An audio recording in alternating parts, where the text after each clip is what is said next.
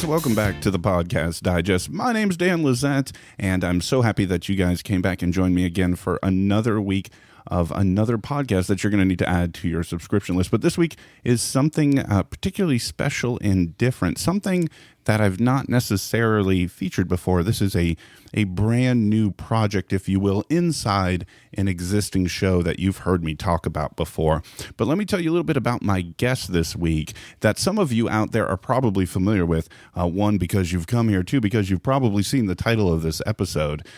This is episode 87 of the Podcast Digest, and the man joining me, I'm honestly very excited to talk to because I've been a fan of his for a number of years, for way back, because I know he's got a fanhood of technology, and you guys know I'm a big technology person. So it really excites me to be joined today by what I consider to be a true creative juggernaut. That's the best term I've come up with to describe him. He's a man who literally brings it every single day, and I'm not just saying that. His name is Jonathan Mann, maybe more famously known as Song a Day Man. Yes, if you don't know him, he has actually written, produced, and released a song along with the video every single day since January 1st of 2009, and his work's been featured literally all over the place. But I've asked him here to actually talk about a super exciting new project, and it involves the podcasting world, and we're going to talk about it. So it's my pleasure to welcome Jonathan Mann to the Podcast Digest. Jonathan, welcome. Hello. Thanks for coming on, and thanks for joining me to talk about music and podcasting and all kinds of fun stuff that you've got coming up. No, yeah, thanks for having me. Thanks for reaching out. I really appreciate it. Well, when I heard that you were doing some things with Radiotopia, that immediately perked up my ears. My listeners know that I'm a huge Radiotopia fan, and I've been through many of their hosts and show recommendations. So as am I, absolutely a fan of the Radiotopia. Yeah. But before we get to that, for some strange reason, the three people who are listening right now who haven't heard of you, I'd like to have them get to know you just a little bit more. So if you could kind of bring some levity and logic to what I said up front. You are known as Song a Day Man. You have been doing music and songs since January 1st, 2009. Tell folks a little bit about Song a Day.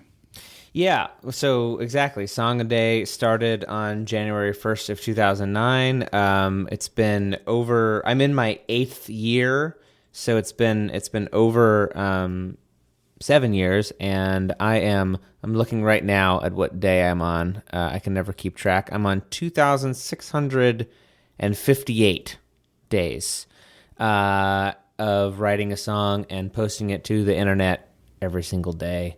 And that's Song a Day. It started as just sort of like a month-long thing, and at the end of the first month in January of 2009, I just decided to keep going, and then I thought it would be a year-long thing, and then at the end of a year, I decided to keep going, and once you keep going after a year, there's kind of nothing to stop you after that.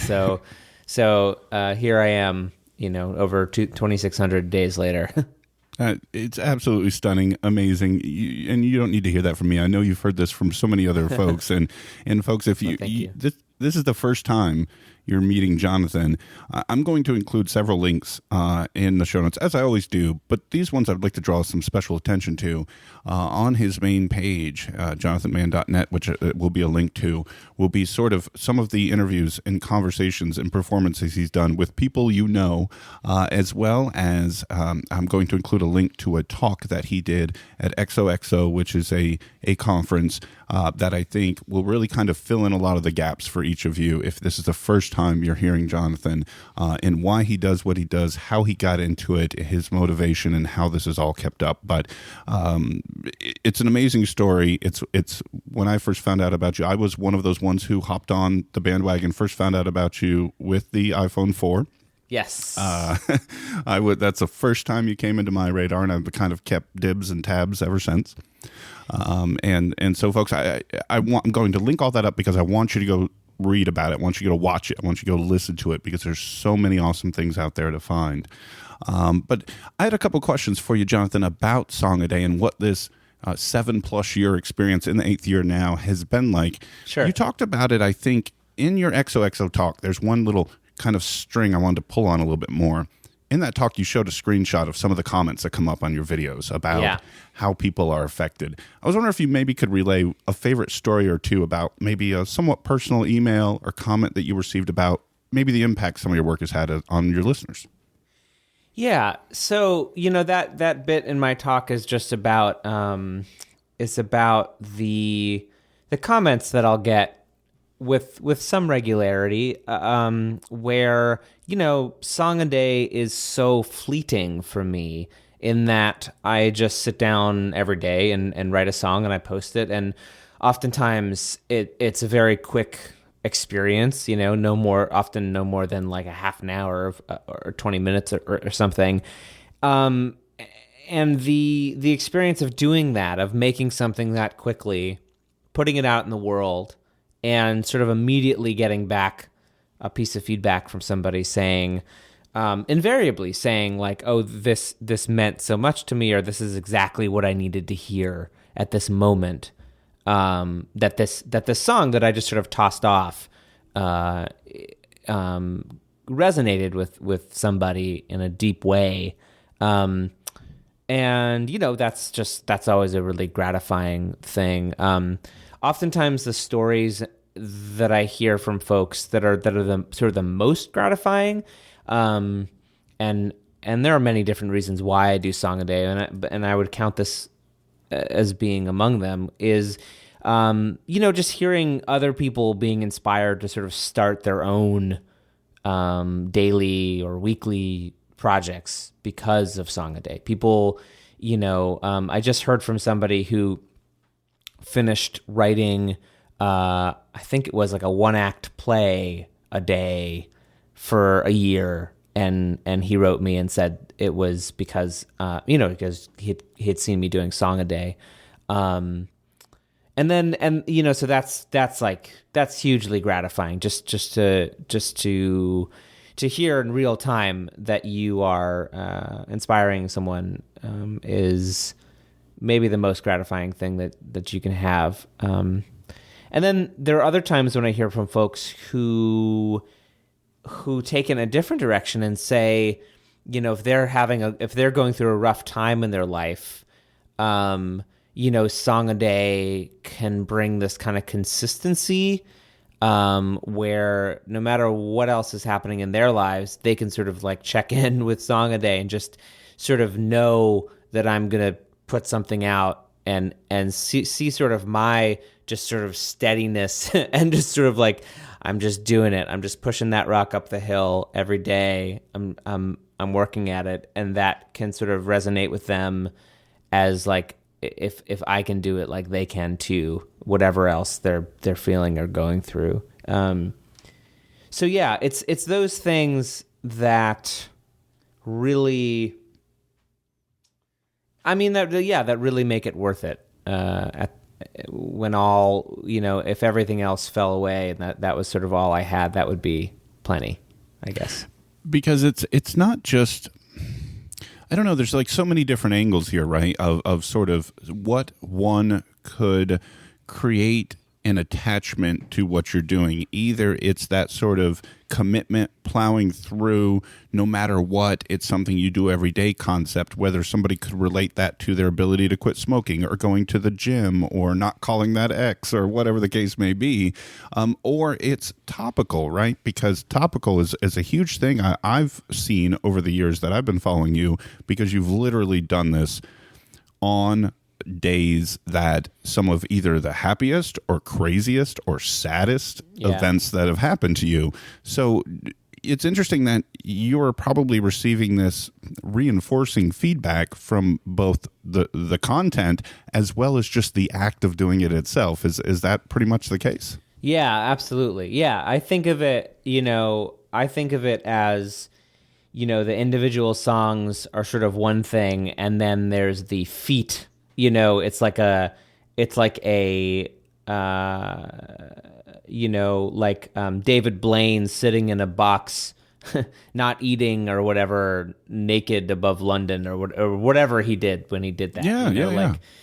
or or all those kinds of like feats of endurance kind of things. Like that's what Song a Day is in a lot of ways. Is it's Absolutely. like it's a feat of endurance. But yeah, and then there's this other side of it, which is like each song individually, just as things happen in the world and as things happen in my life, I can't help but sort of document, Right. and that's just because I need something to write about. So it's easy to grasp for whatever the headline is, and sort of try to make it into a song.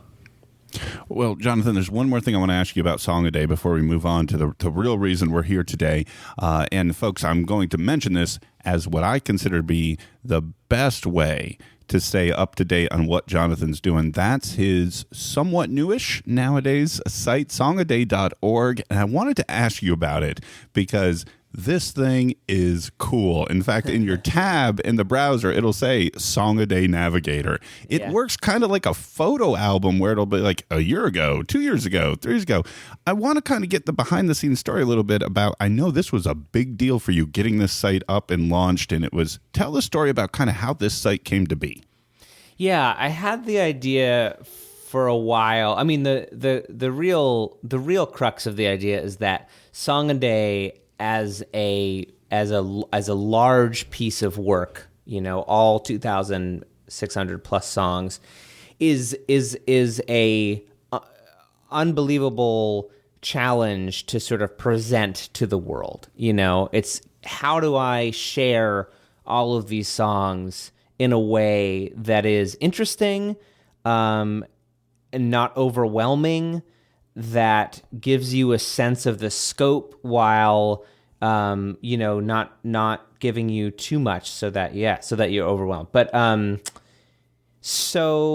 the other problem that I face is that the songs are all of varying quality. So if you're coming to me for the first time, I don't want to just show you one song, and I don't want to like show you what I think are the best songs, quote unquote, because I don't know what you're gonna like, and if I show you like 5 or 6 songs that I think are great and you don't think they're great, that's one thing, and I don't want to show you just the ones that have gotten a lot of views, because that's sort of, what does that measure exactly? Not something relevant in my mind. So all this was sort of like swimming around in my head of like, how do I do this? How do I make something that can present Song a Day in an interesting way?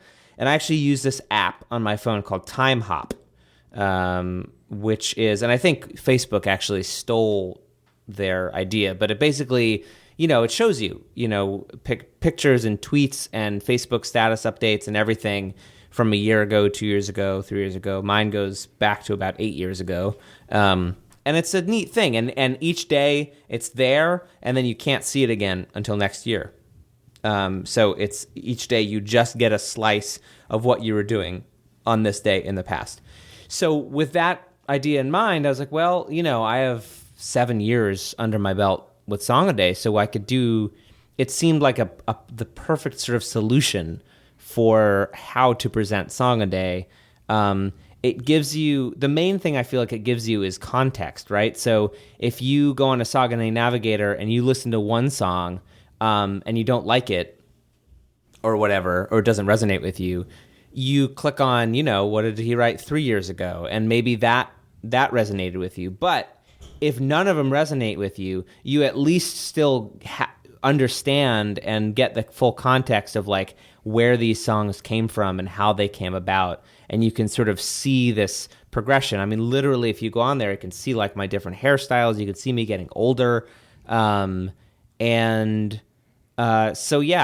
it was a big challenge to get it made. My wife did a lot of the front end coding because that's what she does for her living, and I had a designer friend help me with the design, and another friend help with the sort of back end stuff. And I got all these folks together, and we got it launched, right around January 1st of this year to mark my 7th year of complete Song a Day. Yeah, it's brilliant. And the one thing you didn't mention that I'd like to highlight is the search box. right? yeah. Yeah. So if you are even looking for a particular topic, like I just sit here and I hit Christmas, and it's so great, folks. It automatically bumps you over to YouTube, and it's got everything. Song of Day 1413, 1813, 1820, 2129, 1454 all have Christmas in it. So if you're looking for a Jonathan Mann soundtrack around a particular theme, you can use the search box. Yeah, that was another aspect of it. If you want to, it turns out, and this is going to get a little wonky or technical, it turns out that search is really hard, right? To do well. There's a reason that Google is the juggernaut that they are. So we decided, that the best way to do it was just let YouTube handle the search. And when you search for Christmas, it just does an automatic search on YouTube for Jonathan Mann Song of Day Christmas, and that's how we sort of got around that problem. But it works pretty well, I think. Well, I think it's perfect because then that also gives people the opportunity right then and there to subscribe. Yep, there you go. Exactly. I think it's brilliant. Yeah, thanks. Well, I just wanted to talk about it because I really want folks to go check out that site. I think it should be a regular bookmark for folks, and as well as subscribing on the YouTube page because I've always been intrigued by the work that you do. I mentioned to you when I first talked to you, or I think my initial email to you, ATP. Was a big deal for me. I hear it every single week. Probably the Jonathan Mann song I've heard more than any other.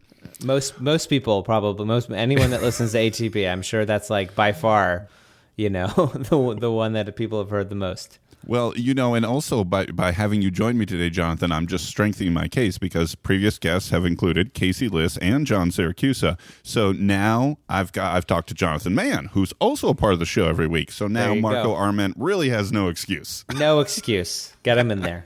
Yeah. Which is a great segue to exactly why I brought you here today to talk to me, Jonathan. Podcasts, you are about to burst onto the podcast scene in even a bigger way than ATP, from what I understand and what I've picked up from our Twitter conversations, the information you've put out there so far. We're going to talk about it, but before I do that, this is a show where I talk about great shows, and I recommend them all the time, and if I understand correctly from kind of following you for a while on Twitter and others, you are a big podcast fan, are you not? I am very big. You mentioned a big fan of Radio Utopia. Just tell folks listening kind of what are some of your favorite shows? How did kind of this love of podcasting grow for you? Yeah, I've been listening to a podcast, I feel like, for a really long time. I listened to a podcast called One Up Yours, which was a gaming podcast from the oneup.com folks, which is now defunct. That was like my favorite podcast, and I was listening to that podcast back in like 2005, 2006. Like I feel like they were very early in the sort of podcast zone, and I have distinct memories sort of tied to listening to episodes of that show, and of course This American Life was around back then, and there are some others. So I feel like I've been listening to podcasts for a long time and have sort of seen, and felt the different waves of interest in podcasts over the years. So yeah, it's just such a great medium. I there's nothing like it, and seems like it's definitely having another moment, biggest moment yet. And I think that's a very good thing. Well, not quite getting into what you're doing right now, but prior to this effort, you're an audio guy, you're a sound guy, you're an in front of public kind of guy. Had you ever had the thought, the itch, maybe to start your own show at some point? Yeah, I have two prior experiences with making my own podcast. One I made with a friend of mine named Chris Piasek, who makes a drawing a day, and he's still going too. He just passed 2,000 drawings recently, and you can find him online, Chris Piasek. If you search drawing a day, he's usually the first thing to come up. We had a podcast for probably 5 or 6 months in 2011, 2012, around then, called Always Making. I think you can still find it. I don't think you can still find it in podcast land. We talked about our daily practice and sort of took people's questions about making stuff every day, and just sort of, it's just sort of the two of us talking. And I was never super happy with it, but people that listen to it seem to really like it. And I think there's just something about, part of what makes podcasts great is you just develop, you develop these relationships with the hosts. And if two people are just like interesting, even if I didn't think that we were saying anything interesting, people seem to think that what we were saying was interesting, and so they seem to develop those relationships with us. And it just became, I don't know why we stopped. It became sort of more work than either of us felt like devoting to it. And then more recently, I have a podcast that I do very infrequently with my wife called The Manns. And it's just a podcast basically about our life together, and we just sort of talk about what's going on, and people seem to really respond to that one too. That one is definitely still up. You can find it if you just search The Manns, Mann. So those are my two previous forays into podcasting. So that combined with Song a Day, I'm going to go out on a limb here. We're kind of the warm up acts, if you will, for what you're taking on now. Correct? Yeah, in a big way, for sure. Gotcha. You announced it this week on Twitter, and as folks are about to listen to this, they can go find the first installment. But I do not want to steal the thunder, Jonathan. If you would, tell folks exactly what you're doing right now. Yes. So I have teamed up with The Truth, which, as I understand it, has been much talked about on this show previously. Yes, indeed. One of my favorite podcasts. And I've been lucky enough to team up with them, and we're creating their first series. So, before now, The Truth was strictly an anthology show where each episode was its own self-contained world. But we are launching a series that will be, serialized and sort of episodic and go episode by episode, and the same characters, and things will happen. The series is called Songonauts, and you can find it right now on The Truth. Just go listen. It's their latest episode, and it's right there, so you can listen to it. And I can talk much more about it, but I don't know if how you want me to talk about it. Well, yeah, absolutely. Well, first of all, what a home. I mean, Radiotopia in and of itself, as folks know from my previous guest list and many other things I've said about it, Radiotopia is one of my favorite collectives / networks. I think it's phenomenal that you were able to pair up with them. And I think I've got a lot of really big kind of junkie super fans that listen to this show, Jonathan. So tell folks kind of, how did that happen? How did you partner with The Truth? How did this all come about?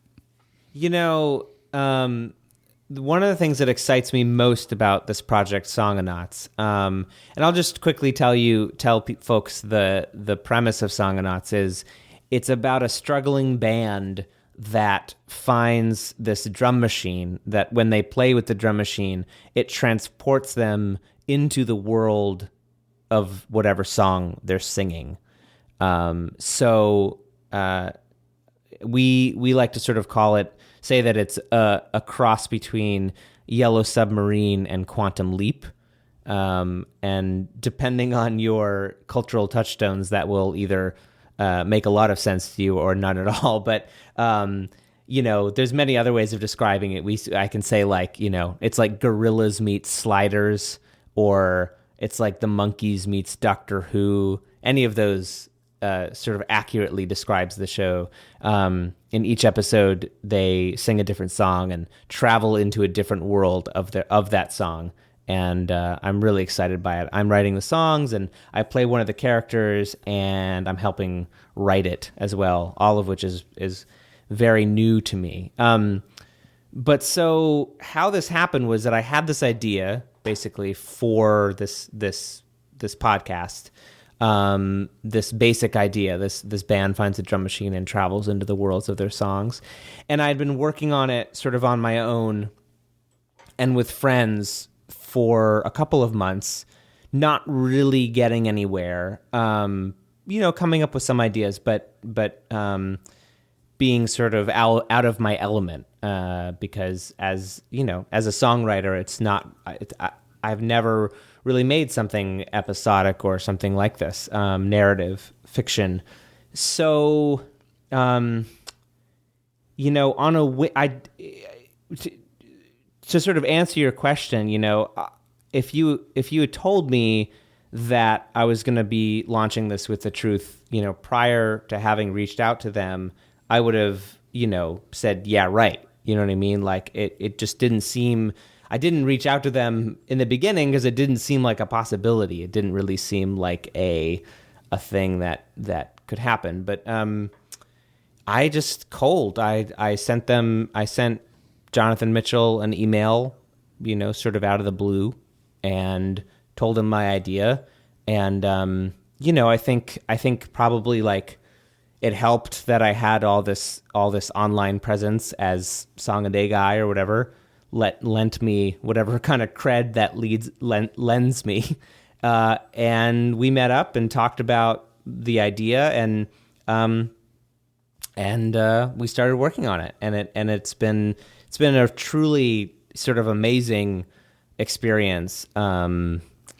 Both as a learning experience. It's been, I feel like I've learned more new stuff in the last 5 months that we've been working on this than I have in years, just in terms of like sheer new information coming at me. It was like learning about writing and learning about acting and all this kind of stuff. It's been really thrilling for me.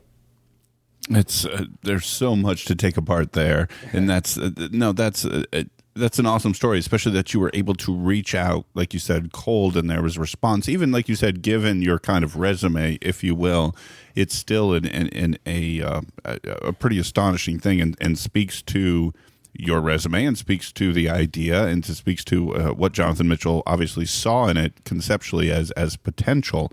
But I want to go back even a little bit further. You mentioned something that you envisioned it as a podcast. As somebody who does a song a day for all these years, I'm curious, what about this idea, like you said, the drum machine and then kind of transporting into the songs, how did this come to you differently, that it wasn't just another song, or, hey, for the next week I'll create these songs for Song a Day, and how did it jump into this could be an episodic podcast situation? Sure. So, the real basic answer is that, I've always wanted to do some sort of narrative fiction thing involving songs. I did, in grad school, I wrote and performed and performed around LA where I was living with a rock opera based on the Super Mario Brothers. And in undergrad, I wrote with a friend an original rock opera that we did on campus, and that's always been a sort of part of my interest. And it was sort of getting from. I was seeing Joseph Fink, who is the writer of Welcome to Night Vale, speak at the same year that I spoke at XOXO.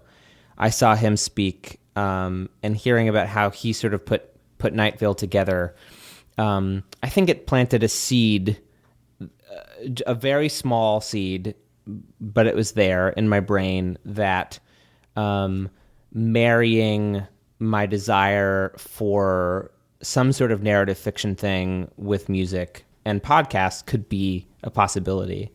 And it just sort of sat there in my brain. And then a year later, at the next year's XOXO, I got to meet the folks behind Hello from the Magic Tavern, which is a wonderful improv comedy podcast out of Chicago. Are you familiar with Magic Tavern?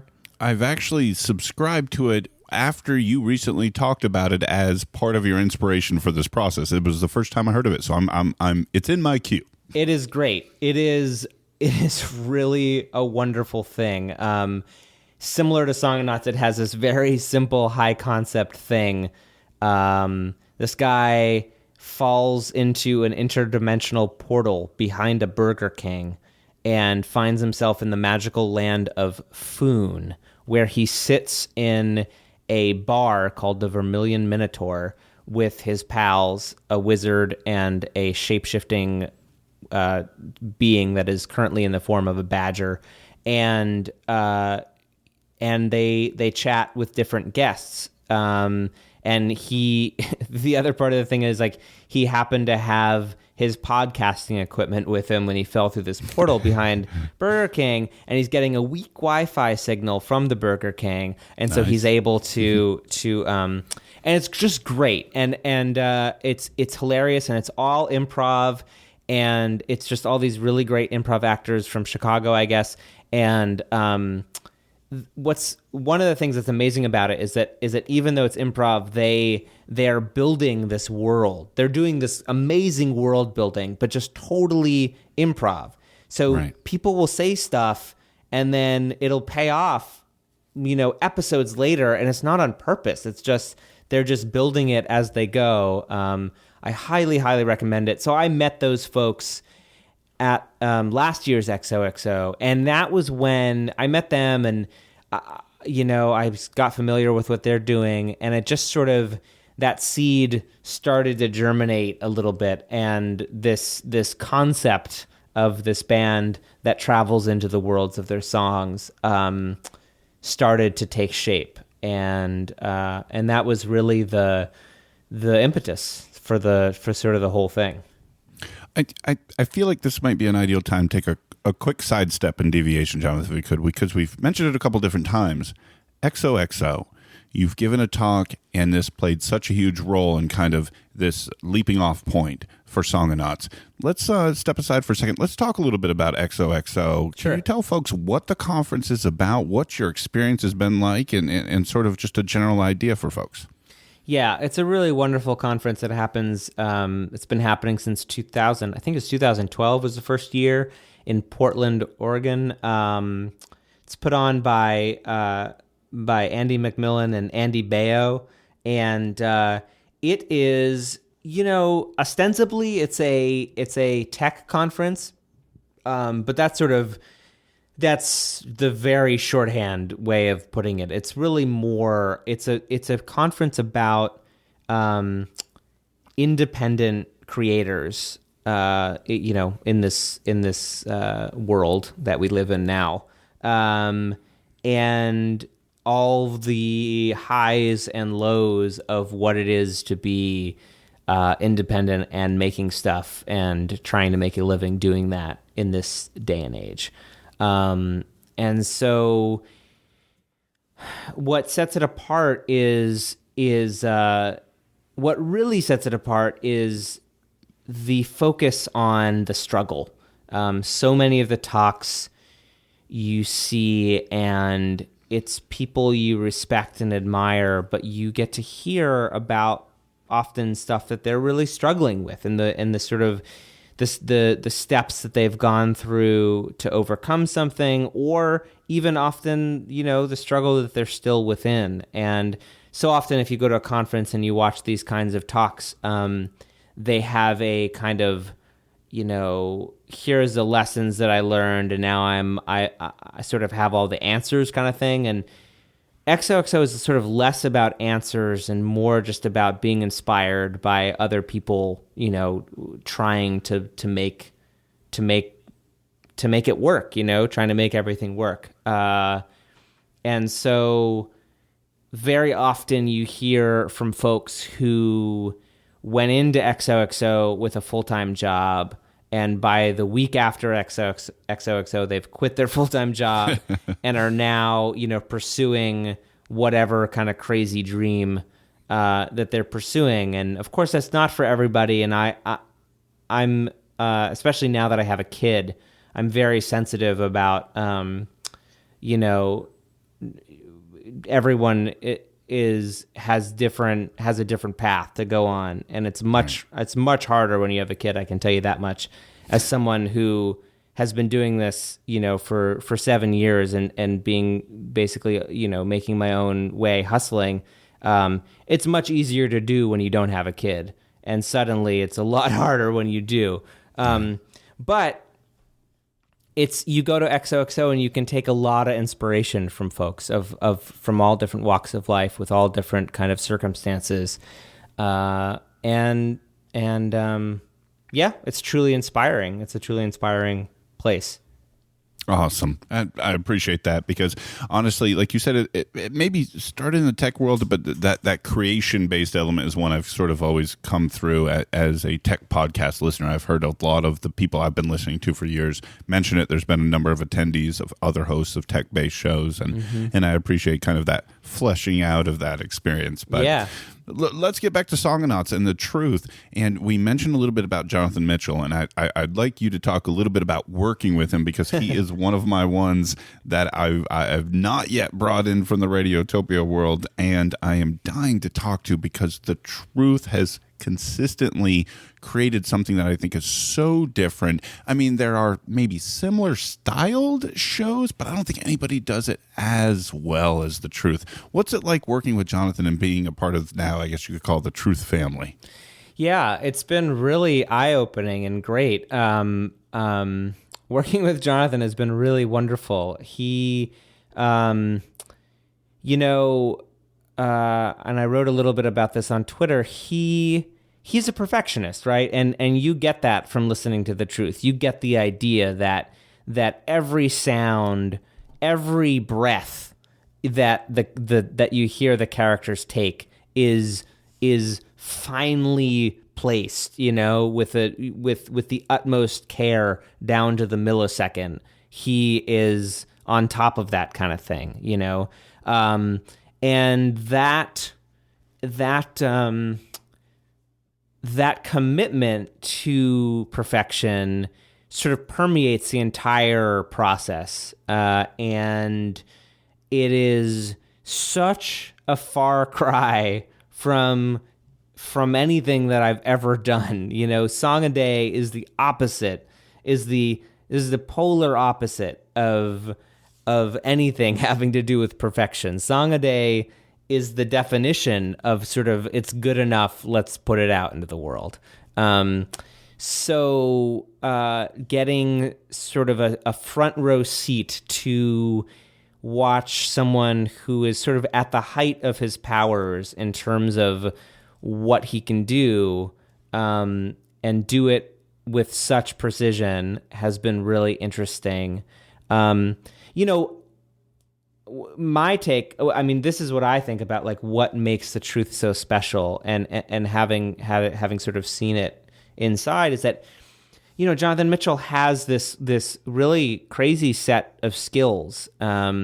He is both, a master of audio in a way that I think, and I've worked with a lot of different people who do production and mixing and sound design and all kinds of things. And he's just sort of, he's on a different level with it because of you can learn that stuff. You can learn sound design, but there's an artistry that you can't learn. There's a rhythm and a musicality that you can't learn. It's like talent. It's like, it's a thing that you kind of either, I think, have or you don't. And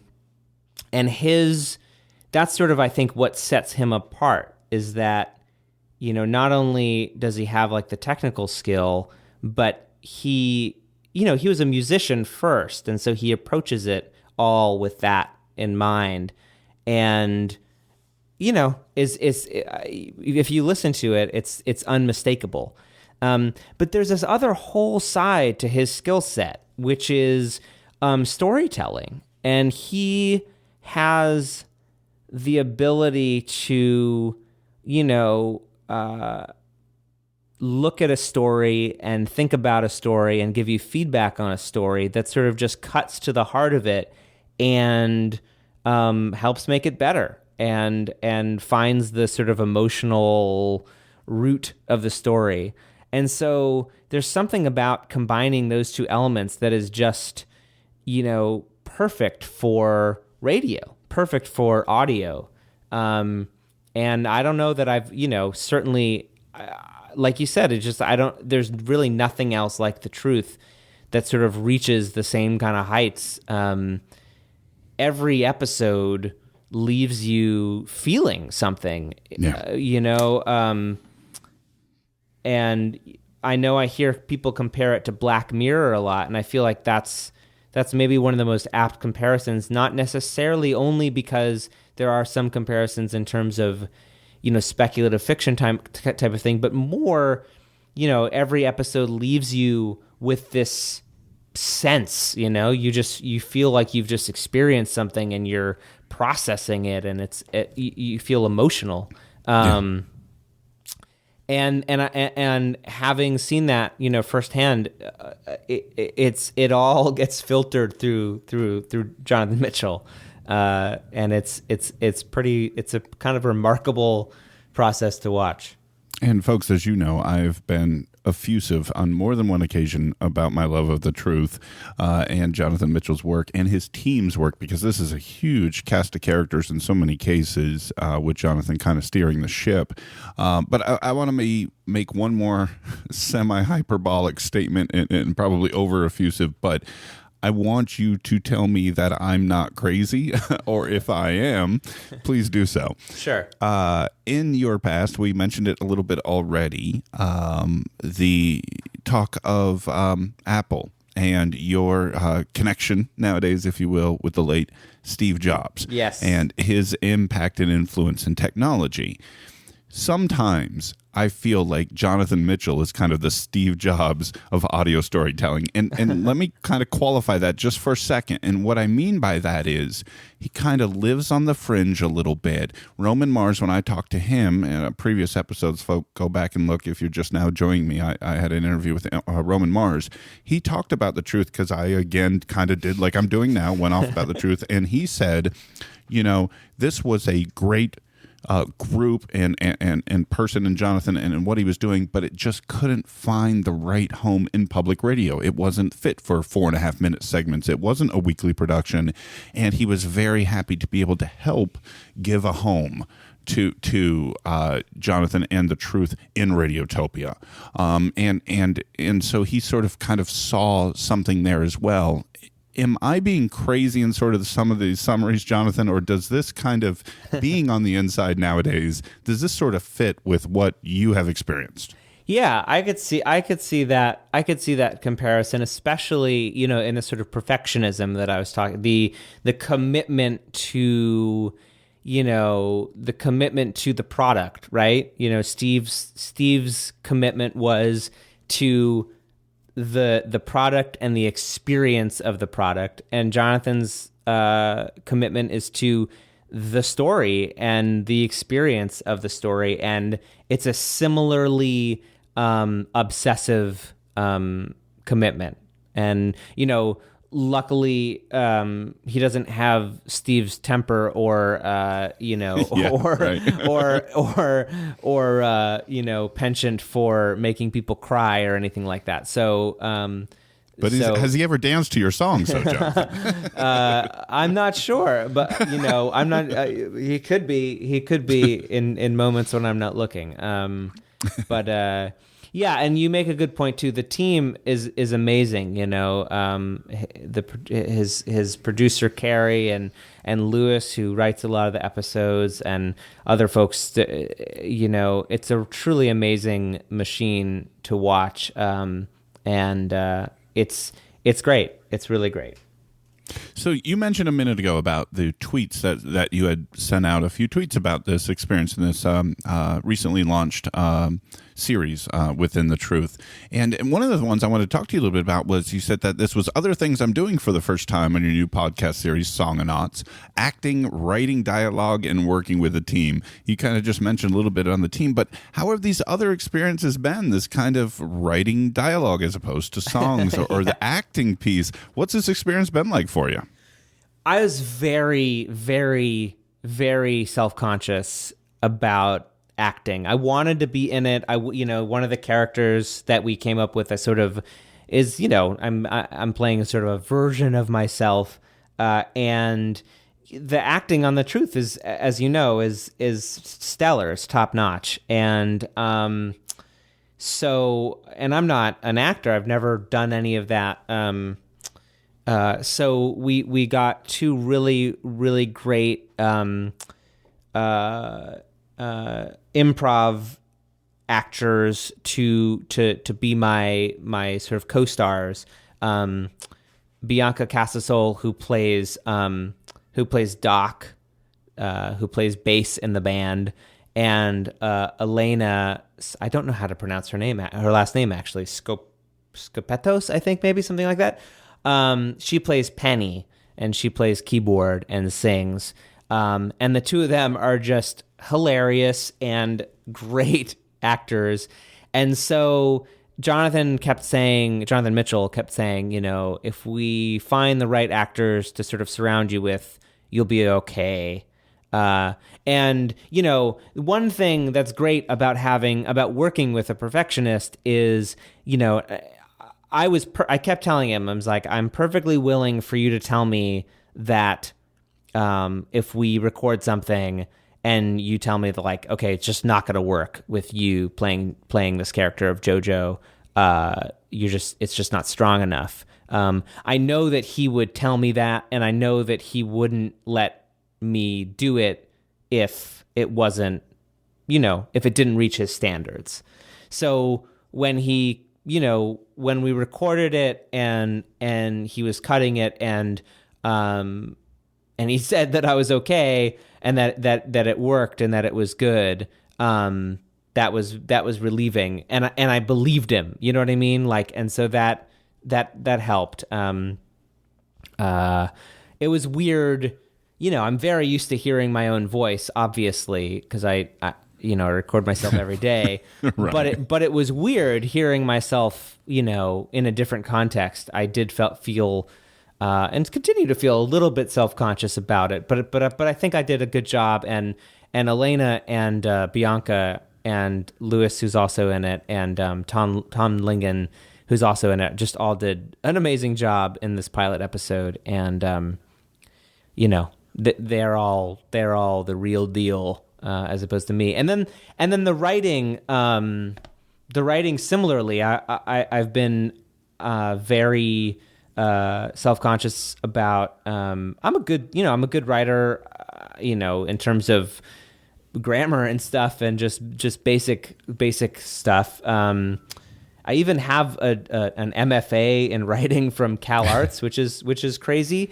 But yeah, this is not something that I'd ever really done before. It's something I've always wanted to do, and so I'm a guppy who is learning the ropes about how that works, and it's really crazy because it makes me appreciate how much of an expert I am at writing songs, actually, because it's sometimes easy to forget, if you do something every day and you're just sort of in it, that I have this skill set that is very unique, and I'm very good at it. I'm like really good at making songs and writing songs and having songs communicate something, or this is something that I am 100% an expert in, and to be doing something that I am 100% a novice in for the first time in many years is just,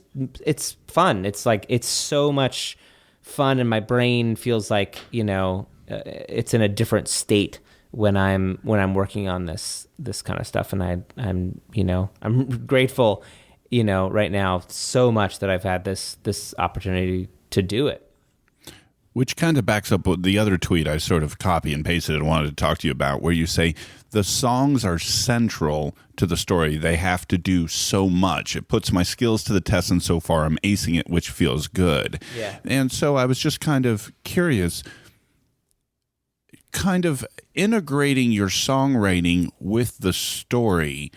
Tell us a little bit about for folks who've heard this first episode, what was this process like? Did you sort of write the songs first, and then the narrative piece kind of got pieced together between songs 1, 2, and 3, or did kind of the idea of the narrative get laid out, and then you wrote songs to kind of fit it in? Tell folks what this was like. Sure. So when I say that the songs in Songonauts need to do so much, this is what I mean: is that in most musicals, right, or in most rock operas, or wherever people are talking and then they're singing, the songs often do basically one thing. They take whatever kind of internal emotions the character's feeling at that moment, and they externalize them in a song, right? You get to feel what that person is feeling through a song.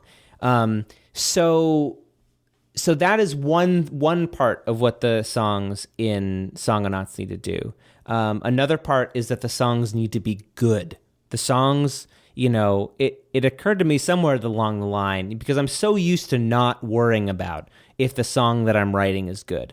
And the reason for that is Song a Day, I take this approach that I talk about in my XOXO talk, which is called 70-20-10, which is 70% of everything you make is going to be mediocre, 20% is going to suck, and then 10% is going to be amazing. And so when I sit down to write a song a day, I'm not thinking about writing a good song. I'm just thinking about sitting down and writing whatever comes out, and it's going to be, in one of those piles. Most days it's just going to be a mediocre song, just because that's sort of how, the probability works out. But when I'm sitting down to write a Songonauts song, you're sitting down to listen, and I want you to really love these songs. I want you as a listener, that's really important. They can't be mediocre. They need to really grab you. Right. So that's another aspect of what the songs have to do. But then with Songonauts, there's a third challenge, which is the songs in Songonauts create a world that the characters are going to inhabit. And I don't want to give away too much about what that means, but I'll say that, in the first episode, it means one thing, and we approach it one way. In subsequent episodes, it's going to mean a different thing.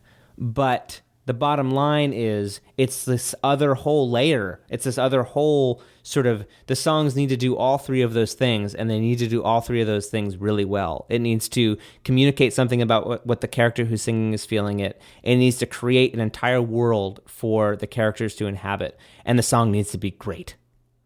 And that is, in many ways, it feels like I've been training the last, 2,657 days or whatever to tackle this challenge of making these songs that have to do so much, that have to carry so much in the story. So that's sort of what I was talking about. Do you feel, Jonathan, that you feel like this kind of scratches a different itch, maybe a different sense of satisfaction in the Song a Day, because this has to be great, this has to serve a particular purpose? Do you, when you're done with this, or as you're wrapping this, or as you've just unveiled this and it's now out to the world, is this kind of a different sense of personal gratification than Song a Day? It is. It's a whole different experience, and I'll tell you, leading up to it, leading up to the release of it, that was where I really noticed I definitely feel satisfied with it in a different way. And a lot of the satisfaction I feel with the songs has to come from again, knowing what a perfectionist Jonathan Mitchell is, and that if he says that the song, it's just this sort of external thing, but if he says the song is good, then I kind of trust that the song is good. It's often hard for me to judge if the song that I'm writing is good or not. So there's a sort of satisfaction in that comes out of it. There's a satisfaction in working on the songs intensely and really considered and thinking, and some of that sort of perfectionism that I don't have naturally kind of rubbing off from Jonathan Mitchell onto me. And but then there's also the you know, with this other kind of satisfaction also comes a kind of fear of leading up to the release of it, you know, last week, like wondering how people were going to respond to it, and worrying about people's response to it in a way that I haven't about Song a Day, because Song a Day is so fleeting, and every single one, you know, we've been working on this for months, and it's just a different kind of thing to work on something for so long. And it's funny because, you know, many artists spend years and years working on something. If you talk to people making movies or making video games, like they've spent literally years of their lives toiling. So for me to say, oh, I've been working on this for months and I'm freaking out, is funny, but you know, contextually, having only worked on anything really for a day, which is not entirely true. I've made albums and things, but mostly only working on things for a day. That's the context from which I am sort of coming into this. One last topic for you, Jonathan. One last thing I kind of am curious, because I'm sure somebody out there is wondering. Somebody's listening to the show right now. They've just heard the recent episode of The Truth, the Songonauts series, the first installment, and they love it. But they also know this isn't going to inhabit the Truth's episode forever, right? Eventually, there's going to come a time where the Truth will return, if you will, to another episode style. And this is probably an unfair question, and maybe one you don't even know yet, but I figured I'd pose it on behalf of those listeners.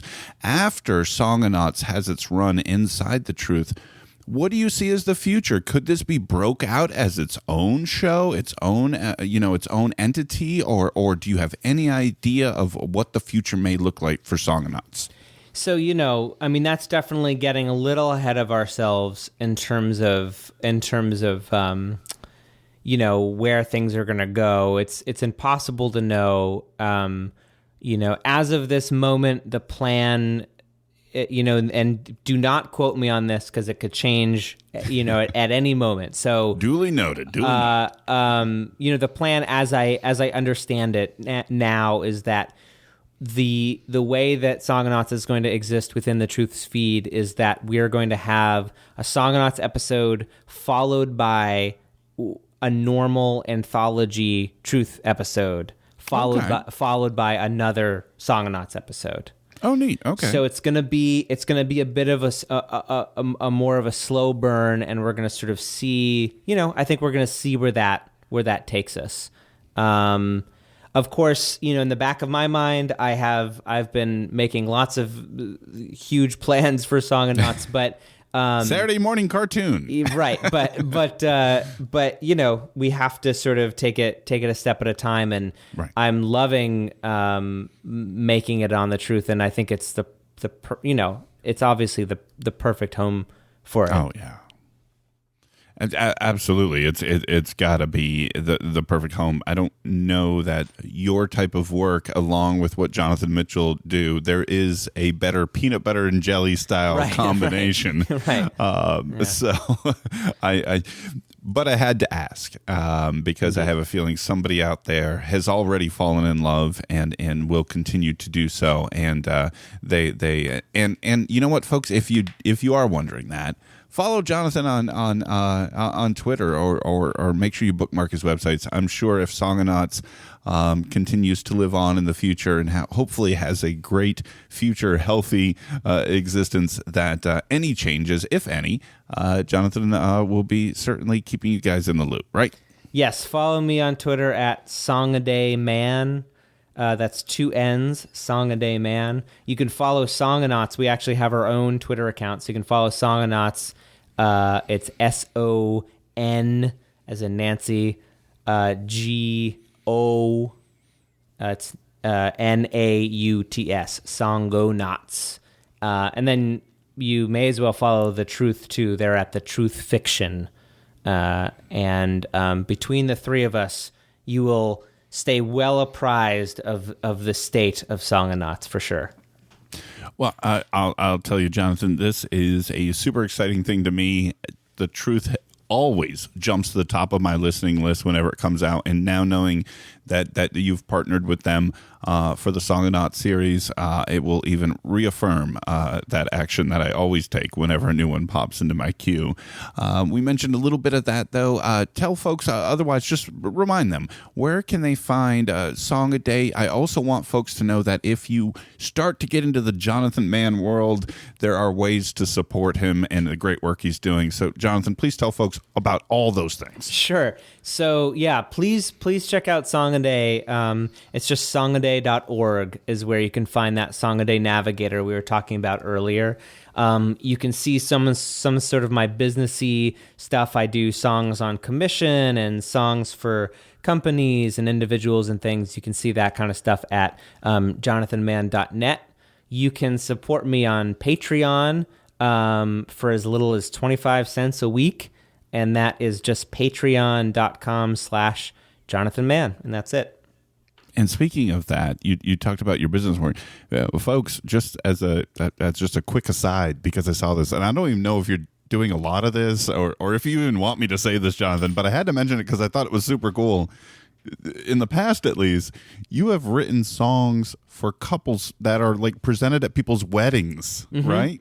Yep. I do those. I've done all kinds of things. Birthdays, weddings, bar mitzvahs, bat mitzvahs, Valentine's Day, Mother's Day, any of those kinds of things. Yeah. I got married, what seems like forever ago. I got married in 2008, and I was going through your site and everything today, Jonathan, and I saw that you offered that service, and I'm thinking to myself, how cool would it have been at dinner on my wedding reception to have a projector and a screen and to play a song written by Jonathan Mann with accompanying video, like for my wife? And so, folks, if that ideal appeals to you, check out Jonathan's work, because that would be super awesome. Please do. Well, Jonathan, I cannot thank you enough for taking the time to join me. This has been a great conversation, and I really think folks should check out The Truth, especially as the Songonauts series is now out there for people to check out and follow along. Thank you so much for your time. Thanks so much for having me. It was fun. Folks, that'll do it for this week on the Podcast Digest. Until next week, my name's Dan Lizette, and I will talk to you then. Thank you for listening to the Podcast Digest. You can follow the show on Twitter at Pod Digest.